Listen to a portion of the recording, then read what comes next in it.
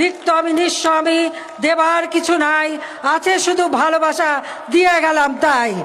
আমাদের তো ছিল গহনা, আমরা তো অস্বীকার করি না, কিন্তু লকার ভেঙে সেগুলো বের করে এখন দেখানো, মানে তাদের কথা ভাবখানার জন্য প্রধানমন্ত্রী হওয়ার পরে আমি সব ওখানে রেখেছি।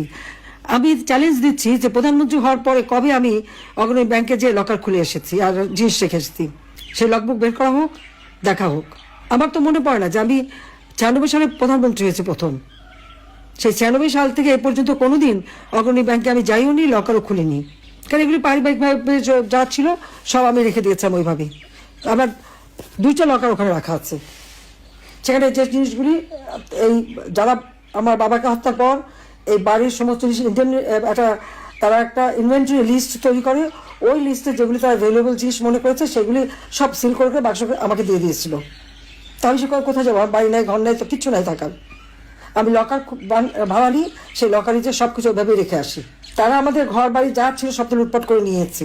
32 নম্বর বাড়িতে আমরা জনগণকে দান করে দিয়েছিলাম, সেটা প্রথমে আগুন দিল, তারপরে লুট করে ভাঙলো উল্টোটা দিয়ে। অজয় সাহেবের একটা বাসা সুধা সদন, সেটাও লুট করলো, সেখানে আমাদের সেখানে আমার অনেক গহনাগাটি ছিল, আমাদের সবারই ছিল, সেগুলো লুটপাট, কাগজপত্র যা কিছু ছিল সব শেষ। তারপরে আগুনও দিল। গণভবন সব তো আমরা সব ফেলে দিয়েই তো চলে এসেছি, তো সেই গহনাগাটিগুলি দেখায় না কেন? সেগুলি কার পকেটে গেল?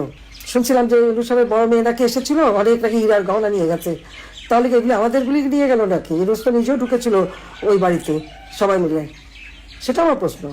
কিন্তু একটা লকার ভাঙতে গেলে, যে এখানে আমি এখনো জীবিত, চাবি আমার কাছে, পারমিশন ছাড়া এই লকারটা ভাঙে কিভাবে? আমাদের পারিবারিক একটা ঐতিহ্য আছে এবং আমাদের অবশ্যই পারিবারিক সমস্ত সম্পদ নিশ্চয়ই ছিল, আছে। আমার নানির যত গহনাগাটি ছিল, এখন ওখানে সে গহনাগুলি দেখাক, অনেক পুরোনো আমলের গহনা। এখন শুরু করছে যে ওখান থেকে নাকি সব নাকি ওখানে রেখে আসছি। সেখানে আমি সব দেশবাসীকে আপনাদের মাঝেই বলতে চাই যে লাস্ট কবে গেছি আমি লকার খুলেছি আর কবে কি রেখেছি, ব্যাংকে কিন্তু ওগুলো হিসাব থাকে, সেটা দেখে যেন কথা বলে। তারা একের পর এক বাবা মা ভাই সব কেড়ে নিয়েছে, বাড়িঘর তারাও নিয়ে নিচ্ছে।